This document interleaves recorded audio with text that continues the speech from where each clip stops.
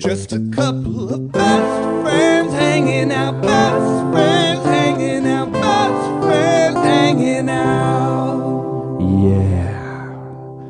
I'm back, the best podcast in the game here, at least our game. I know that because Weaver must have been way drunker than he implied, because he doesn't know what a papusa is, and apparently he also doesn't know what a league member is. How dare you enter into the fold a non-league member, Weaver?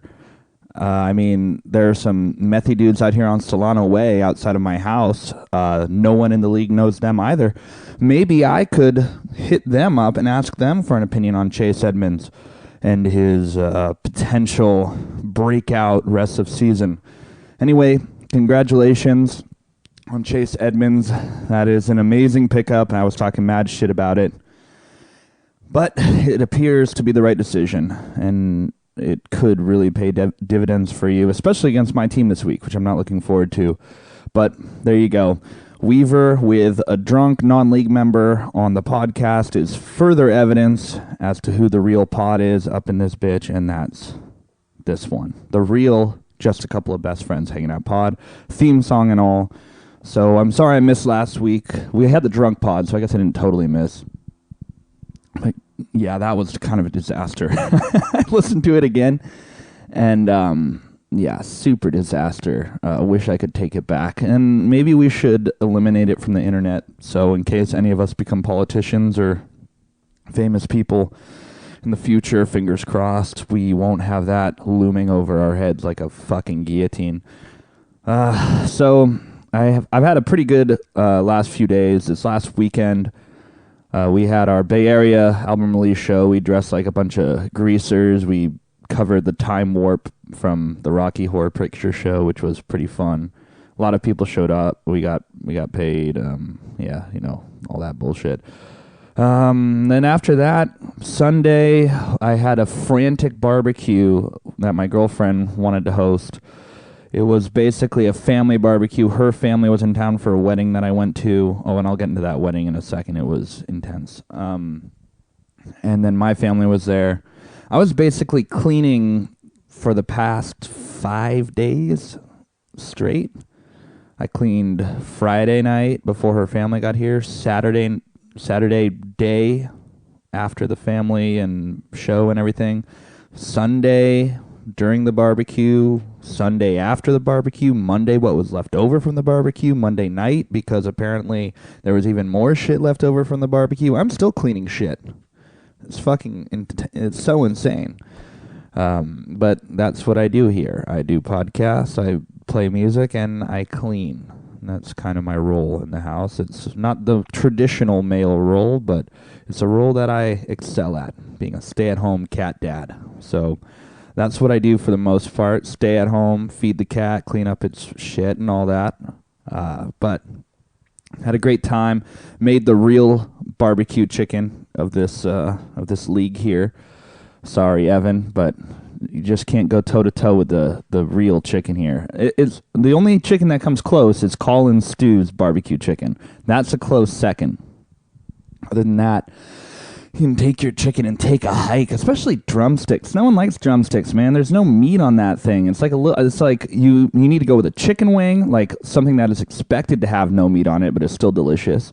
Or go that chicken thigh, because it is always better than a drumstick. Why do you think drumsticks are like 89 cents a pound at the store? It's because no one likes them. They're the worst. I guess they're good when they're fried. If you get a fried drumstick, come at me. But if no one wants a grilled drumstick, get out of here. What's going on with the league? What else is up here? Oh, we got Colin in Mexico. The most hilarious shit I've seen in a long time. He looks like every time he takes a snap, he's just like the most impossibly top 5 hangover every single time. He's always taking these drinking snaps in Mexico, but he might as well be like waterboarded while he's doing it, because he has the same look on his face. He looks so miserable, but it does look fun. I've never been to Mexico before. I don't want to get assassinated by the cartel. And I hope you don't get assassinated either, Colin, because We all love you. You're a league fave. And who would take fourth place if not for you? What else is going on the docket here? This jersey for winner and loser idea. You know, I think I'm out. I'm starting to get out on jerseys in general. The older I get, the more I just feel like a little kid wearing them. And I already am enough of a little kid without wearing a jersey. It goes back to the Chris D'Elia bit on one of his comedy specials. I can't remember which one exactly. He talks about a grown man wearing another grown man's jersey, or a man that is probably younger than you, their jersey. And he's like, if that dude sees you wearing his jersey, then he's allowed to fuck you for free. No questions asked, no litigation, no laws. That guy can fuck you if you're wearing his jersey. And ever since I heard that, it's tough for me to wear jerseys the same way, except for, Steph Curry jerseys. And I'm praying to God I run into him. No, I'm just kidding. Anyway, fucking A. Yeah, and this whole Niner thing, it was a brutal, brutal loss, and Alante was just talking mad shit the entire time, and it was brutal. He was just like, it was like 50 to, whatever, and there's like 2 minutes left. I'm like, dude, can we change this? And he was like, come on, man, and then he was just like, let me think of some specific things he said. Oh, there was a holding call that negated a George Kittle touchdown. And I was like, oh, it's a hold. It's not a touchdown. And then the very next play was, of course, like a 20-yard run up the middle for a touchdown. And he's like, oh, is that a touchdown? Is that a touchdown? And I'm like, yes, that is a touchdown. Now it's like 21-3 or whatever. And the thing about the Niner fans that annoy me the absolute most, at least in this run, is they act like they're like the most snake bit franchise in the history of the league. They always act like they have this massive chip on their shoulder, like they've never won a Super Bowl and like they've never made a championship game. It's like, yeah, they've been bad the last like 4 or 5 years, but you made 3 championship games in a row and a Super Bowl, which you should have won if you handed the ball off to Frank Gore one time. It's like, should we run the option with Colin Kaepernick or Frank Gore on the 1 yard line, or should we throw 4 fade routes to Crabtree being covered by Richard Sherman? It doesn't make any fucking sense. But it's just like this like the world is against us mentality that the Niners have. It's like, the world isn't against you, man. You're one of the most popular franchises in the history of the league. ESPN's on your nuts. Everyone's on your nuts. You're probably going to win the Super Bowl, at least make it to the Super Bowl. I think you guys would win if you played the Patriots, personally. I know it might be a little bit of a hot take, but the rushing attack that the 49ers have is unbelievable. It's unbelievable. I've never seen anything like it. And they don't even have their what is his name, Koscheck or some shit like that, the fullback, and they don't even have Joe Staley. So the run offense can only improve, especially with the addition of these wide receivers that they have, the Emmanuel Sanders pickup. And what's his name? Debo, him starting to shine a little bit. It can only get better, and the one thing that can fuck over the Patriots is a rushing offense and a defense that can get after Tom Brady. And that's exactly what they have. And they have a killer coach that can go, at least a little bit toe-to-toe with Belichick. So I'm calling it. I think the Niners win the Super Bowl this year. I'm calling it right now. I think the Niners beat the Patriots to win the Super Bowl. That's it. So maybe when that happens, you guys can finally get off this, oh, we've been so snake bit. Oh, everyone's against us. No one believes in us. Oh, who have we played now? Like all this kind of bullshit. And just admit that you guys are a good team and you should be the favorite to win the conference, if not the Super Bowl. So that's my whole rant. I'm tired of everyone on these radio shows talking about how no one believes in you. I'm tired of what was all that talk about Jimmy Garoppolo? Look, Jimmy Garoppolo still sucks, dude. He's not a good quarterback. Freaking, that was another thing. Alante said that fucking Jimmy Garoppolo reminded him of Brett Favre. And I was like, what part of Brett Favre, like the old decrepit Brett Favre throwing retarded interceptions? It didn't make any sense to me. I've never seen 1 ounce of Brett Favre in Jimmy Garoppolo unless he's throwing interceptions. And I'm like, that's a little Favre-esque. But no, he doesn't have the same off balance, crazy arm strength and accuracy, just throwing these darts. It's just not a thing. So that's another thing I heard that was really annoying. Yeah, so there you go. You guys aren't snake bit. You guys are a killer team, and this league has actually been really good. It's been really humble, but a lot of people out there have not been humble, and living in the Bay Area is pretty brutal. So just that was what I was trying to say. No, Jimmy Garoppolo is not Brett Favre. Let's just throw that. I mean, he looks like Brett Favre. He'd probably send dick pics like Brett Favre. I'm sure he sent a ton of dick pics like Brett Favre has. But other than that, I'm not seeing it. I'm just not seeing it. Okay, so speaking of all this, recent Bay Area shit, your boy here might finally be tapping out from the alcohol abuse over the years. My kidneys have been fucking killing me. So my sponsor this week is TJ's Detox Tea. Have you been feeling like your insides are burning up? The White Claw tearing up your insides, clawing them around? Then it's time to flush it all out with Trader Joe's Detox Tea. It'll vacate the vodka and wash away the whiskey. But only drink 1 tea bag in the span of 24 hours and use for a maximum of 2 weeks. All right, there we go. Some detox tea for your boy. I needed it. I've been drinking it for the last few days. I've literally been waking up feeling like I just got punched by Muhammad Ali in the fucking back like 8 times. Oh, all right. It's been a long time since I've done this podcast, so I'm a little rusty. It's getting close to a spite pod, but it's not quite there yet.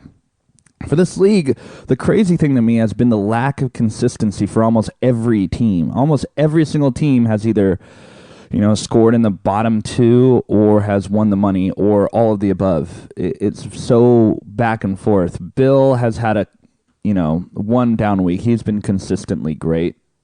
And O'Malley's been consistently terrible. And I've been consistently above average. I haven't dipped below, I think, like 109 points all year. Now I'm saying that I'm going to for sure dip below 109 points. But I think that this year especially is anyone's year. We've got a lot of parity in the league. It just takes getting into the playoffs, and right now it's a tight race to get into the playoffs. We've got 3 teams at 3-5. We've got 2 teams at 4-4 and 3 teams at 5-3. So that's 2 games separate them. Really, only Sean and Scott are out of it because they haven't scored 800 points yet in, what is that, 7 weeks? Yeah, 8 weeks. Oh my God, you guys haven't scored 800 points in 8 weeks. That's brutal. But other than that, I mean, I guess Ezekiel saw the deal. That was kind of a loser leaves town match, as Bill Simmons likes to say. And unfortunately, well, I guess it wasn't really a loser leaves town match. It was just a if Adam loses, he's leaving town match. Which his soul left town for a second when McCaffrey scored that touchdown. It was so funny. He was like, ah! And he threw himself over the back of the couch, like face down, for a solid 10 seconds. Then he got back up and he was all composed. He was like, well, that's the end of my year. It was great, but also horrible. I'm sorry, dude. Let's see what would have happened if that touchdown had not happened. I think you still would have lost, but it didn't help. We would have at least been within striking distance. But yeah, tough go there. Adam's team isn't even that bad. They're just so unlucky. They're the most scored against team other than Bacon, so no surprise that the 2 teams at the bottom of the pile are the most scored against. That definitely makes sense.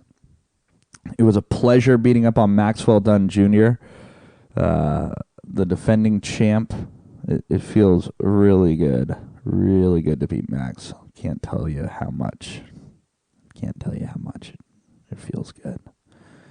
So thank you for that W, Max, for starting my boy Odell Beckham Jr., for trading him. Yeah, What has he done since I've traded him? Oof. What is that? 3 points, 4 points, 13 points by 7 points. Not that Melvin Gordon has been much better, let's be honest here. I didn't even start him last week. He's done 5, 6, 7, 10, so he's climbing every week, improving. But yeah, thanks for the W, Max. Appreciate it. That was actually a crazy matchup until like the very end of it. We were like going back and forth with our Bush points. Just one guy was supposed to win, the other guy was supposed to win. Then finally, the fertile oven pulled it out. The mother and the father, James White, who just had his child, so it makes it even more impressive what he's doing right now to the league. All right, I think we're just going to finally get into these matchups. That's really what I want to do here. Oh, did I talk about the jersey? Oh, yeah, I already talked about the jerseys. I just am not that much into jerseys anymore. And I'm definitely never going to wear a jersey of a team that I don't actually like, so I'm not going to do that. All right, yeah. Oh, these fab bids. Let's get into that. These fab bids are hilarious. I'm really disappointed that no one emptied their entire wallet this week on a complete lemon. I mean, Adam literally paid $10 per rush attempt for some guy that I've never even heard of on a team that has not had a decent running back since Barry Sanders. But Adam saw the deal and he he really went for it. We'll see what happens there. I think didn't they just trade for Kenyon Drake or something? Another complete disaster. Is that true? Their running back field is just their backfield, not running back field. Their backfield is just horrendous. And then this week we got Amendola. That's not exciting to me. Neither is this other dude. This what is his name? Chris Conley or something like that. Not excited about either of them. But that's kind of where we're at, which is why I think we should have more bench spots. People can believe in players more than others instead of just holding on to them. I'm like, look who I'm benching this week. Melvin Gordon, Lamar Jackson, Mark Walton, Latavius Murray on bye, Julio Jones on bye, and Sterling Shepard. Those are the guys that I'm benching. It's just like I shouldn't be able to hold on to all these guys. I shouldn't. Well, now I'm starting Sterling Shepard. Rather than I'm terrified to start Lamar Jackson against New England. Terrified. So instead I'm starting Jimmy Garoppolo against Arizona. I thought it'd be fun. Because then at least Weaver would have to cheer against his own quarterback to a certain extent, which is always fun. Always a good time. And, yeah, Marquise Brown. I love Marquise Brown, but, again, not against New England. But watch them go off this week. Anyway. Yeah, these fab bids. The most money spent this week was 9% of their yearly budget on a defense. Which kind of begs the question. Why is it a defense considered so valuable that you're going to spend $9 on them, but they're not valuable enough to use a last-round draft pick on, or a second to last round, or a sixth round if you're someone 10 years ago playing the game? I don't understand why people just shit on defense and kickers like it's more random than any other position. I think it's more consistent than any other position, really. Like Greg Zuerlein's put up 10 points a week. Other than last week, the Carolina defense has put up over 10 points a week. It doesn't make sense to me why you wouldn't spend something. I mean, look at the New England defense. I think they lead the league in points? Do they lead fantasy in points? I think they're expected to score over 200 points this year. It's just insane. It's insane production. So I think that all this, the hypocrisy of like not spending a draft pick on a defense or a kicker, but then blowing your fab budget every single week on a streaming option, doesn't make sense to me. Just get a good defense and roll with them. It's like getting a good quarterback. I mean, I guess there's different philosophies on this shit, but that's what I would say. Why worry about streaming every single week? That's random. Streaming is random for sure. I'm about to stream Garoppolo on that ass and see what happens, man. All right. So let's go into the matchups this week. And this matchup breakdown is brought to you by Bang Energy. Yeah. Put a bang in your workday. Put a bang in your energy. Bang away your gut biome and bang away your budget. Bang away any sex drive you might have. We put the bang in not banging anything tonight. There you go. I got this Ultimate Cock 10. I think bang legitimately knocks away at your libido. Whenever I drink one of these, I'm just like, I would rather not do anything. And that's sad. My girlfriend really doesn't like me drinking these, so this one's on the low down. I think she sees the correlation as well. I need to get some Blue Chew, but they are not sponsoring me anymore. All right. Matchups this week. Let's see who we got. We got me versus the other fake podcast, Aaron's Abysmal All-Stars. I don't like this matchup for me this week, mainly because of Lamar Jackson going against New England and also Julio Jones on the bench. That's tough for me. Latavius Murray has been my godsend these last few weeks, literally won me the last 2 weeks with his production, and I'm hoping that he's still a piece of the puzzle going forward because he looked amazing. Look at what he's got. 29 and 32 these last few weeks. I hope he can still, if he can get half of that, that would be amazing. At least be a goal line back. Like, why put Alvin Kamara through all that shit? Let him rest up for the playoffs. Put in Latavius. Why not? Melvin Gordon's on my bench. I just don't trust him. He looks like shit compared to Eckler. Pure shit. He's no. James White. Just 10 points every week. How can you turn that down for anything? And then Jordan Howard, I like him against Chicago. He had 23 attempts last week.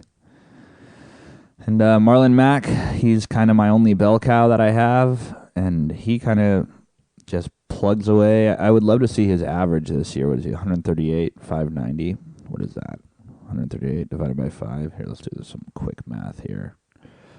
All right, 590 divided by 138. All right, so he's averaging 4.2 yards a carry. That's not that bad, but it doesn't feel like that. It feels like he averages like 2 yards a carry. He's no Jordan Howard, 3 yards, 3 yards, 3 yards, 3 yards, 12 yards. Just run every single play, and you'll kill the clock, win the game. Thug offense. That's what I'm talking about. So I got Garoppolo going against Watson. I like Watson. I like his wide receiving, or I like his top end wide receiving core. I like Jeffrey, DJ Moore, and Shepard. We'll see what Shepard does. I'm a little worried about him. Yeah, it could be tough for him, especially coming off. We'll see. Coming off this injury, we'll see what happens. Like, I feel like a concussion is just one tackle away and you're out for the game. So his running back core is pretty strong right now. He's got Samuels, Ingram, and Jacobs. I think Ingram can run against New England. And he's got Hunter Hurst Henry going up against the bust of the year, fucking Zach Ertz. It's so terrible.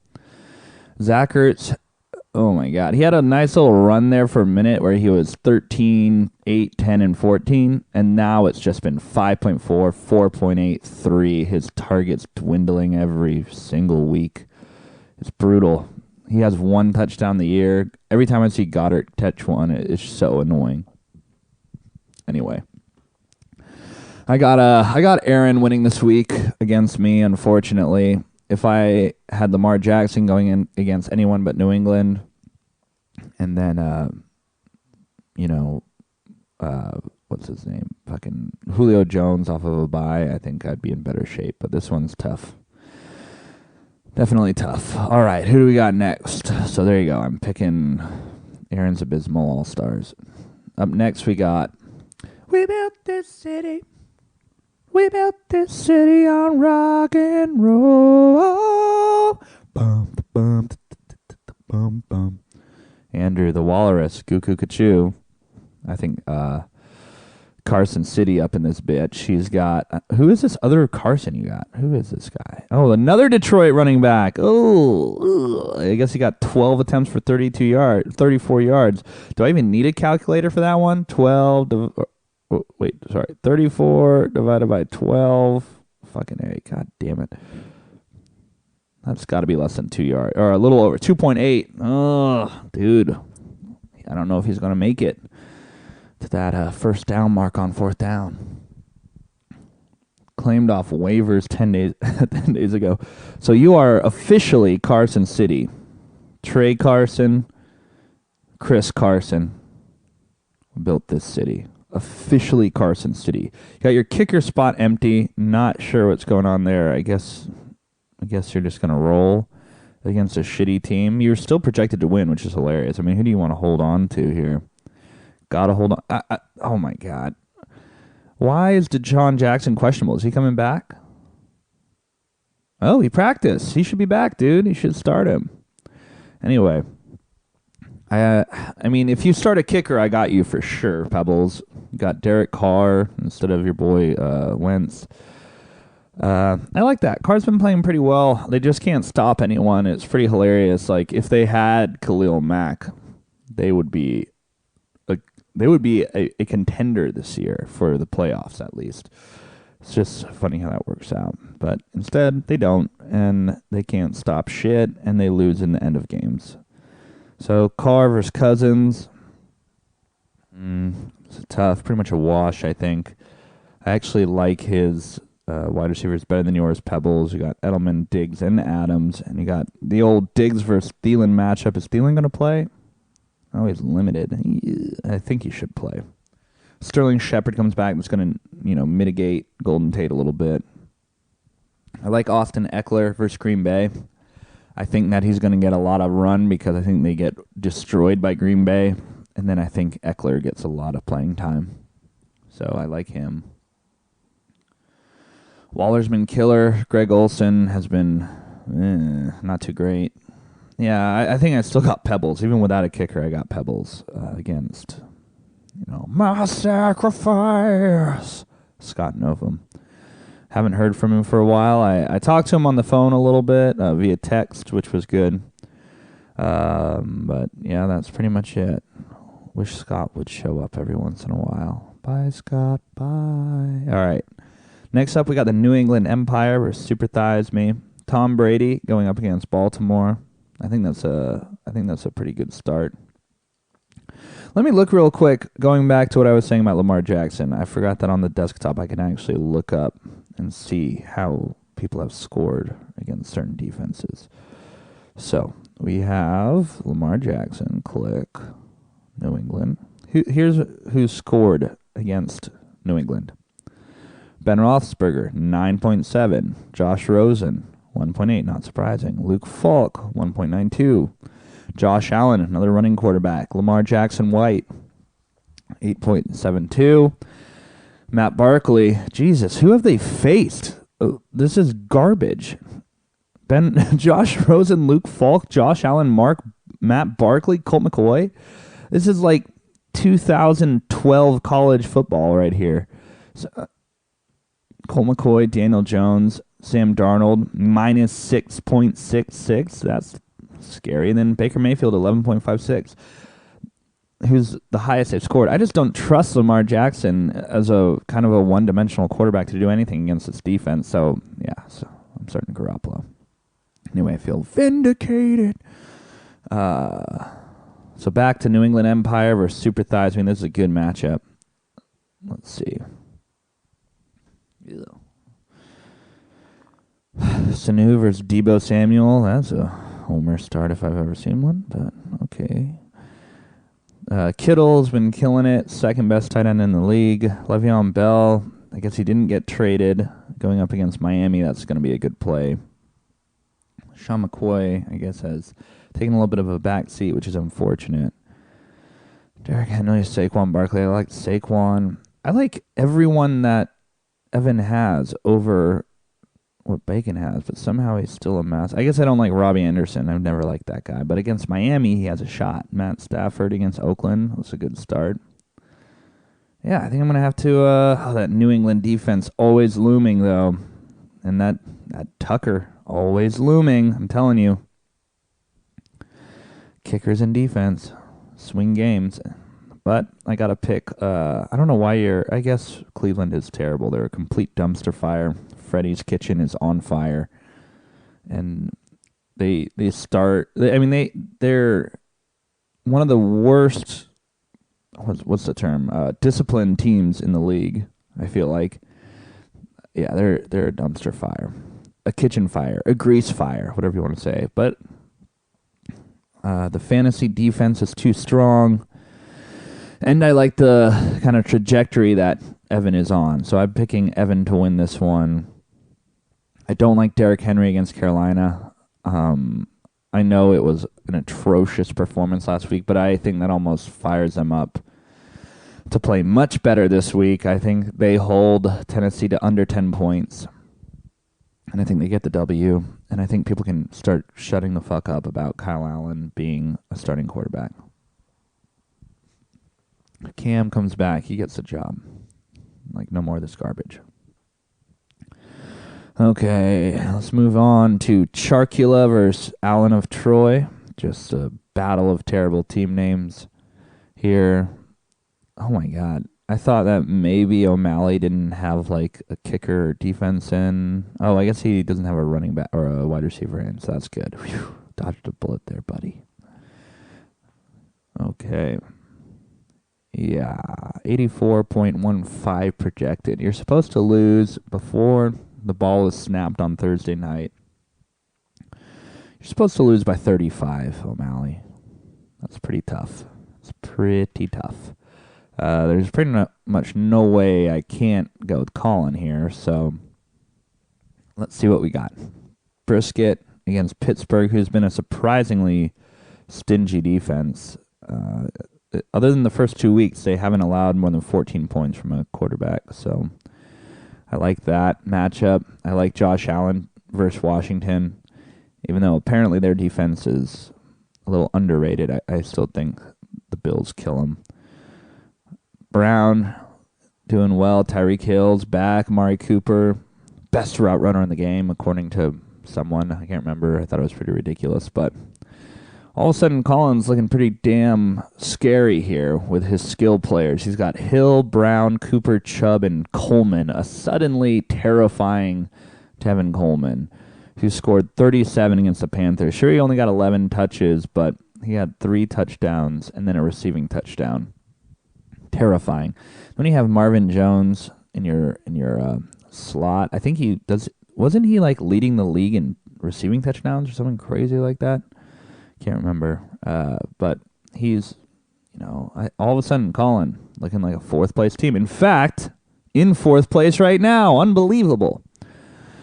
Joey Sly, the buffest kicker in the league. Yeah, dude. Seattle against Tampa Bay. I like that matchup. I got Colin all day. It doesn't matter who you put in that wide receiver slot. O'Malley, you're really going for the Sacco this year. Heavy favorite, I have to say. No one is projected under 100, not even Scott's super shitty team, and you're projected under 85. Brutes Magoots. All right. So, Colin just all around better, unfortunately. Fernet Branca? Is that a drink? A Fernet Branca from Diamond Bill, who has been great. McCaffrey is unbelievable. He's threatening to break the league record for all-purpose yards. I think Chris Johnson held the record back in the day with Tennessee. Christian McCaffrey is projected slightly under by the end of the year to break it, but he's in contention for breaking it. He's incredible. Even against that Niner defense, he scored 26.5, which is unbelievable. Just an incredible... He just doesn't really have any weaknesses. He catches the ball like a wide receiver. He runs after contact, breaks through contact surprisingly well for a smaller white guy. Real quick lateral agility. Top-end speed is maybe his only weakness, but he's had a lot of 50-plus yard touchdowns this year, so maybe not. Anyway, Christian McCaffrey, what an incredible player he's been for us this year. And for Diamond Bill. He's projected 22. Maxwell done. He's still rolling out this Odell Beckham Jr. experiment. which is fine because I guess you don't have anyone else unless you want to roll out your boy Corey Davis, which I don't think you want to do. And then you got this. Yeah, it's tough. Jamal Williams has only put up over 10 points for you ever since he shocked Adam to death. And you still bench him every week. Who are you benching him for? Montgomery? He had one good week in the last 3. Really not that great. 22.7. He did have 27 attempts, which is pretty big time. Dalvin Cook got to start him, but I guess you'd rather have Devontae Parker in your flex than Jamal Williams. And that seems strange to me, but if that's what you want to do, that's what you want to do. The eternal Frank Gore on your bench as well. And I guess you still have Antonio Brown stashed away, which is kind of funny. Okay. Why is this hairy guy on your IR slot? What has he ever done? He's unlikely to be a major redraft consideration down the stretch. Yeah, well, take it up. All right, let's look at it. Winston, he's back. J-Mo's back on Bill's team. Love it. J-Mo versus Russ against Tampa Bay. That's a straight-up QB matchup and a straight-up NFL matchup. I love it. I think Russell Wilson just eviscerates Tampa Bay, especially at home. They have to get a win. I think they lost last week, right? Yeah, no. They beat Atlanta. They lost to Baltimore. So they need to keep up with the Niners. If they have any prayer of catching them, they need to catch up. So they got to win. They got to win this game. And I think they will. I think they'll destroy them. I think DK Metcalf scores big. Right after I was talking shit about how he only runs like those long away routes, he runs like 2 red zone routes and gets the touchdown both times. I was like, God damn it. I was talking shit. 3 receptions for 13 yards and 2 touchdowns. That's so not DK Metcalf-like, but that's what happened to me. When he caught that second touchdown, I thought I was fucked, to be honest, but I'm not. Chris Godwin's been incredible. Look at that. 35, 28, and then 20, then a bye, then 8, which is meh. But he got a 2-point conversion. I think he bounces back with like a 20-point game in this one. Keenan Allen's due for a game, too, and they should be behind against Green Bay, but his target volume has been good, 11, 10, just not getting the touchdowns, and he's been injured, so we'll see. Fournette against Houston. How have running backs done against Houston? Not well lately. Ever since week 5, when Devontae Freeman scored 15, they haven't given up 10 yards or 10 points to a rusher. So I don't know if Leonard Fournette can break through, but against Dalvin Cook, I like Cook. I like Christian over. This is a tough one. This could be a tough loss for Max if he takes it. And Bill's favored to win without a kicker right now. We got to take Bill. Why bet against Bill at this point? Sorry, Max. I think you're not going to win this one. All right, Hawkencock. A suddenly resurgent Hawkencock. Did he win the money last week? Let's see. I think you did. Yeah, you did. Money, money, money, money. Good job. Good job, dude. I was talking mad shit on you and you won it. It's a dank victory, dude. Dank victory. Not sure how bananas will ever be considered dank, Brad. I love you, but there are some things that are dank, like the kindest of buds, that's dank. And if a banana by itself is dank, what would you call a banana split?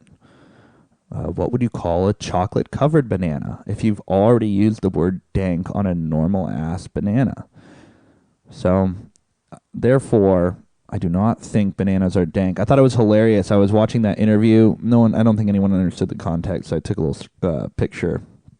They were interviewing Nate Diaz on his upcoming fight this week against Jorge Masvidal. And they asked him what was the worst thing he ever got for Halloween, and he said bananas. And this was literally the morning after you called bananas dank. He was like, I thought they were trying to play us with bananas, so apparently they took the bananas and just smashed them all over the dude's car, which is kind of dick, but also further evidence that bananas are not dank. But your team was dank last week, and you're playing against a forever snake bit, the actual snake bit franchise, not the 49ers. The Ezekiel saw the deal, Adam Bolenbaugh. Let's see who we got. Oh, he's rolling with Gardner. I love it, dude. He's been killer. Look at this. 16. Look at his points. 17, 16, 17, 16, 21. Then against New Orleans, he ate a fat one. But then 21, 24. Like, Gardner's been killing it, dude. And he's going up against A-Rod, who has also been killing it. A lot of teens for A-Rod. 1, 2, 3, 4, 5, 20 or less. But he also has a 44-point game in there, so I think he absolutely dominates the Clippers and gets a shit ton of points. T.Y. Hilton has been disappointing. What was that? 4 out of the last 5 weeks he's been disappointing. Which, to me, means he's due for a game. I think T.Y. Hilton scores here. I think Larry Fitzgerald... Oh, my God. Oh, dear God. 1.7, 1.8. Adam, no. Who do you have? You put your boy Hardman in. Go by that philosophy. You got KC. You got to play him. He has scored a lot more points over the last few weeks. Oh, and your boy Will Fuller is doubtful. Man, ever since he must have spent a lot of energy on that 47-point game because he hasn't done shit since. Yeah, I guess you kind of have to play Fitzgerald and just hope that he gets a touchdown against the Niner defense, so it's going to be tough. It's going to be real tough. He's going to be shadowed, or he won't be shadowed by Richard Sherman probably because he's not the best wide receiver on the team anymore. But the Niners are pretty nasty. They're at home. They're playing Thursday, which is always kind of a defensive-driven type of game because offenses don't have much time to scheme. So I just don't see Larry Fitzgerald doing anything. You got Crowder going up against Evans. You got to take Evans all day. Galladay going up against Landry, Jarvis, whatever the fuck his name is. He gets a lot of targets, but doesn't really do anything with them. So I got Galladay, of course. So right now, every single position you're being bested at him. Running back 1, has got to go Lindsey. All right, there you go, Adam. There's a win. Aaron Jones. Ugh, I'm so sorry he only scored 6 points against me. Other than that, he scored 23, 14, 14, surprisingly 14.8 2 weeks in a row, 45.7, and then that abysmal 6-point game, 16.3, and then 39.1. Yeah, Aaron Jones is killing it. I like him better than Connor. I like Kelsey, best tight in the league, over Hawkinson. I do, and then you have Ezekiel Elliott in your flex. Ooh, so it was like Hawk and Cock hit hard for the first 4 slots, and then Adam hit harder for the next 4. Ooh, this is a tough one, dude. It could come down to kicking and defense. All right. Gold versus Butker, barely newer. I like Gold at Arizona in a dome. All right, Gold. And then Jacksonville versus Houston. You know what? Going out on a limb here. I'm taking Ezekiel saw the deal. Picking you to win, buddy. Hate the Larry Fitzgerald play, but other than that, I got you. All right, and that pretty much wraps it up for matchups this week. And let's look at the league standings. We got Fournette, the fertile oven, finally rose above the poser, pretender I am the walrus. And I'm anything but a poser, dude. I'm second in the league in points, only behind the number 1 poser, Walrus. My points against are phenomenal. I'm third best third best fantasy defense in the league. Still got a ton of waiver budget, holding on to that shit. Only Scott has a worse, not even a single dollar spent from his wager budget. 7 moves. Finally, Hawk and Cock is making some moves. 7 moves. Love it. All right. And the leader in moves are, not surprisingly, the best 4 teams in the league. 18, 21, 18, and 18 for the top 4 teams. And then you got 15 and 15 for O'Malley and Evan. And then 16 for poor Bacon, just doing anything he can. But anyway, that's pretty much it for me today. I got a short day today teaching some students out in Livermore. Hopefully they'll come all dressed up in costumes. You gotta love that. We live in a neighborhood now, so maybe we'll see some kids coming by. Maybe we'll see some meth heads coming by. Maybe I can invite them on the podcast. Do you think I can do that, Weaver? See what they think about pupusas and shit. Anyway, thank you guys so much for listening. Sorry I missed you last week, and sorry I gave you that impossibly drunk podcast. I was not into it. Felt bad about it. Hopefully this one's better. It's a little spiteful. This podcast was a little spiteful. So, hopefully one day I'll have maybe when I inevitably don't win a playoff game, I'll have the most spiteful spite podcast of all time. Other than that, this is your boy Stewart, and I just had some delicious potato salad and a Bang Energy, and I'm all by myself, but I know with you guys, we're just a couple of best friends hanging out, best friends hanging out.